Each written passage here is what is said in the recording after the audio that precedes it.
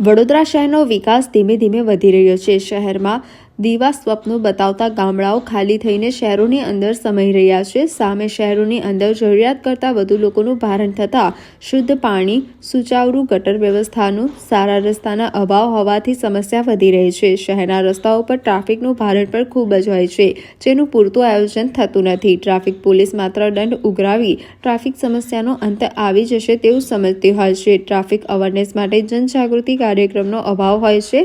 સામા છેડે ભળેલ ગયેલ માણસ ટ્રાફિકના નિયમોનું પાલન કરવા પ્રત્યે નિષ્કાળજીથી રાખતો હોય છે।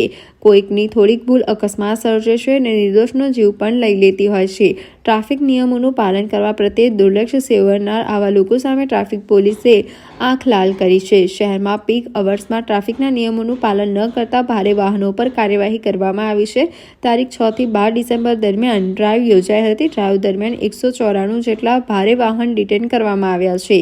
132 વાહન ચાલકો સામે પણ કાર્યવાહી કરવામાં આવી હતી। વડોદરા શહેરમાં સવારે 7 થી 1 અને સાંજે 4 થી 9 ભારે વાહન પર પ્રતિબંધ છે। તેમ છતાં કેટલાક ચાલકો નીતિ નિયમોનું ઉલ્લંઘન કરતા હોય છે, તેમની સામે કાર્યવાહી હાથ ધરવામાં આવી છે।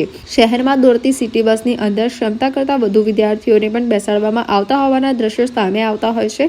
શાળા કોલેજમાં જવા માટે આ સમયે ઘસારો વધુ હોય છે। તેવા સમયે વિદ્યાર્થીઓને મુસીબત ન પડે તે માટે પૂરતી બસ મુકાવવી જોઈએ અને જો સિટી બસમાં નિયમોનું પાલન ન થતું હોય તો ટ્રાફિક પોલીસ કે સંબંધિત તંત્ર દ્વારા આ અંગે યોગ્ય કાર્યવાહી થવી જોઈએ તેવું પણ લોકો ઈચ્છી રહ્યા છે।